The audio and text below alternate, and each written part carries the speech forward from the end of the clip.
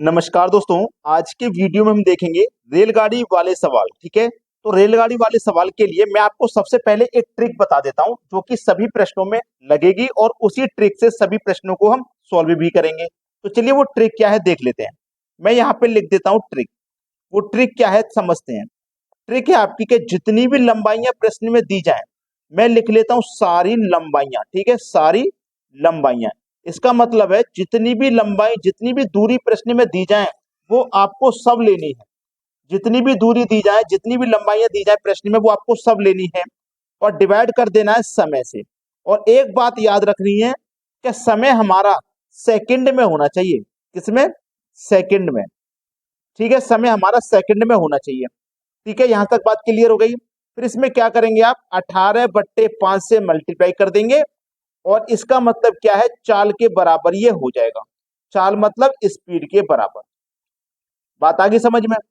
Speed बराबर क्या होता है? चाल बराबर क्या होता है? दूरी बट्टे समय। तो चाल बराबर दूरी यानी कि लंबाई बट्टे समय। तो याद रखें कि हमारी जो दूरियां हैं जितनी भी दूरियां सबको ऐड कर लेंगे बट्टे में समय होना चाहिए सेकंड में। क्लियर है ना इतनी बात? चलिए अब प्रश्न देखते हैं, आसानी से समझ में आ जाएगा। प्रश्न है आपका 120 मीटर लंबी एक रेलगाड़ी प्लेटफॉर्म पर खड़े एक व्यक्ति को पार करने में 10 सेकंड का समय लेती है। रेलगाड़ी की चाल क्या है? देखो, रेलगाड़ी की चाल पूछ रहा है यानी कि चाल बराबर क्या होता है? दूरी बट्टे समय। तो मुझे क्या करना है, जितनी भी लंबाइयां सारी लंबाइयां हमें ले लेनी है। सारी लंबाइयां यानी कि सभी लंबाइयां हमको ले लेनी है। एक लंबाई हो, दो लंबाई हो, तीन हो, जितनी भी हो सब लेनी है।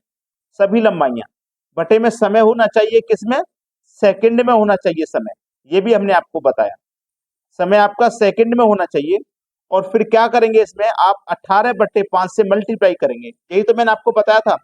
अब देखिएगा एक चीज आप पहले से कि यहाँ पे हमारे पास पहले से ही मीटर पर सेकंड में आंसर है और ये दूरी भी मीटर में है। तो हमें यहाँ 18/5 से मल्टीप्लाई करने की जरूरत नहीं पड़ेगी। ठीक है, बस आसानी से हो जाएगा। लंबाई कितनी है? एक ही लंबाई है 120 मीटर की। समय पहले से सेकंड में है 10। बस सवाल खत्म। 10 से घटा दो कितनी बार में जाएगा? 12 बार में। मतलब 12 मीटर प्रति सेकंड। पहला ऑप्शन हो जाएगा सवाल का सही जवाब। क्लियर हुई बात? अब देखते हैं अगला सवाल।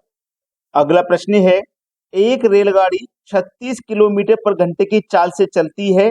यह 3 मिनट में कितने मीटर चलेगी? बहुत अच्छा सवाल। देखो कितनी मीटर चलेगी, हमारे पास जो फॉर्मूला है वो क्या है? चाल बराबर सारी लंबाइयां सभी लंबाइयां कह लो, सभी लंबाइयां जितनी भी लंबाइयां हो सभी लंबाइयां बटे में क्या रहेगा? समय। और समय वो भी किसमें? सेकंड में होना चाहिए। समय किसमें? सेकंड में होना चाहिए। ठीक है, फिर क्या करना है आपको 18/5 से मल्टीप्लाई कर देना।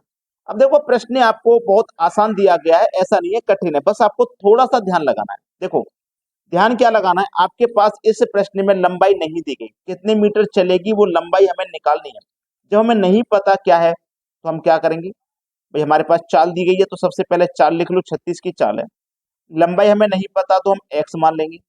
समय क्या है हमारे पास? 3 मिनट। इसको सेकंड में कन्वर्ट करिए तो ये हो जाएगा 180 सेकंड। ठीक है, गुने। अब क्या करना है इसमें 18/5 से मल्टीप्लाई करना है। क्यों करना है? क्योंकि यहाँ पे यूनिट सेम नहीं है, यहाँ पे किलोमीटर है यहाँ पे मीटर है।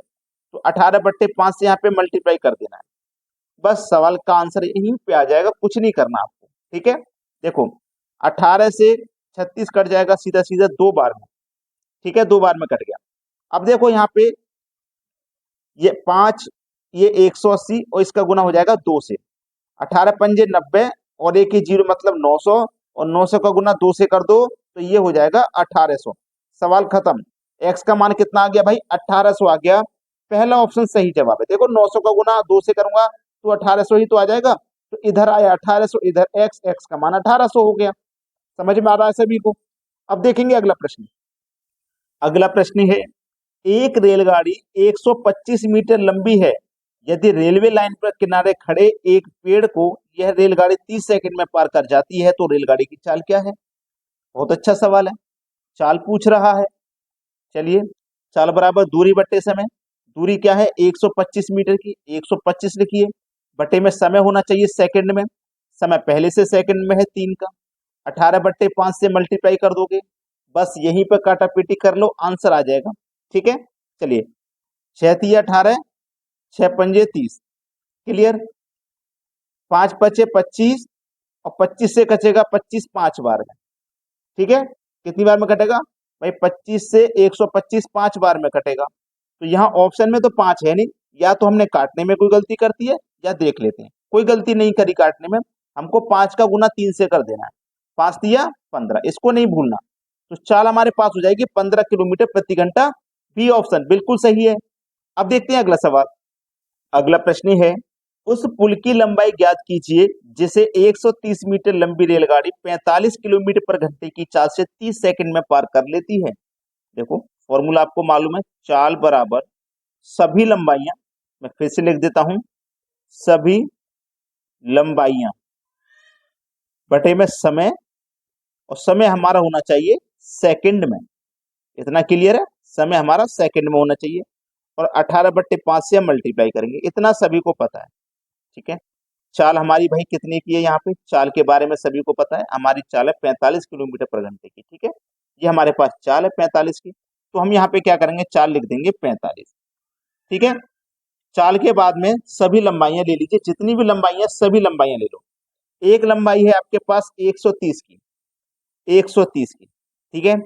दूसरी लंबाई हमें नहीं पता, पुल की लंबाई हमें नहीं पता, जब नहीं पता तो हम उसकी जगह x मान लेंगे।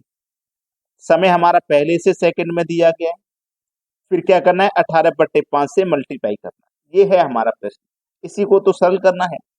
6 तिया 18, 6 पंजे 30, 5 गुने 5 25 हो जाएगा, ठीक है। 25 हो गया। अब देखिएगा ध्यान से, 3 से 15 बार में ये 45 भी कट जाएगा, क्लियर इतनी बात। अब देखो 25 का गुना मैं इस 15 से करूंगा, तो 25 पंजे 125 का 5 हासिल लगे 12, 25 से कम 25 में जोड़ देंगे 12, तो ये हो जाएगा 37, ठीक है। इधर आ गया इतना, बराबर के इधर कितना है 130 प्लस x। अब ये 130 बराबर के इधर आएगा तो माइनस हो जाएगा, तो 375 में से माइनस हो जाएगा 130 बराबर x। 375 में से 130 को माइनस कर दीजिए, कितना बचेगा 245। तो x का मान हमारा कितना आया है 245। प्रश्न सभी को क्लियर हो गया। हमने दूसरी लंबाई जो पुल की लंबाई थी उसको x माना था, तो पुल की लंबाई हमको पता करनी थी, कितनी है 245। ये आपका आंसर हो गया। अब देखते हैं अगला सवाल। अगला प्रश्न है, एक 260 मीटर लंबी रेलगाड़ी 120 मीटर लंबे पुल से 19 सेकंड में गुजर जाती है, रेलगाड़ी की गति क्या होगी। रेलगाड़ी की गति क्या होगी मतलब चाल क्या होगी। चाल नहीं पता तो हमने उसको x मान लिया, ठीक है, बराबर। एक दूरी है 260 मीटर की, दूसरी दूरी है 120 की, जितनी भी दूरी है सबको ऐड कर लेंगे। 19 सेकंड का हमें समय दे रखा है पहले से, 18/5 से मल्टीप्लाई कर दो, बस इसको कटा लीजिए, आंसर आ जाएगा, ठीक है। चलिए पहले इनको जोड़ते हैं, 260 और 120 मिलकर के 380 हो जाएगा, बटे में 19 है, गुने 18/5 है। देखो 19 दूनी 38 और एक ही जीरो, यानी कि 20 बार में कटा, 20 बार में कटा। अब हम कटाएंगे, देखो 20 कट जाएगा 5 से, 5 चौक 20, 4 बार में, 4 बार में कट गया। 4 का गुना 18 से कर दो तो 18 चौक 72, तो एक्स कितना आ गया आपका 72 आ गया। बी ऑप्शन हो जाएगा सवाल का सही जवाब। तो प्रश्न यहाँ पे सभी की क्लियर हो गया, सभी को समझ में भी आसानी से आ गया। वीडियो देखने के लिए आपका बहुत बहुत धन्यवाद।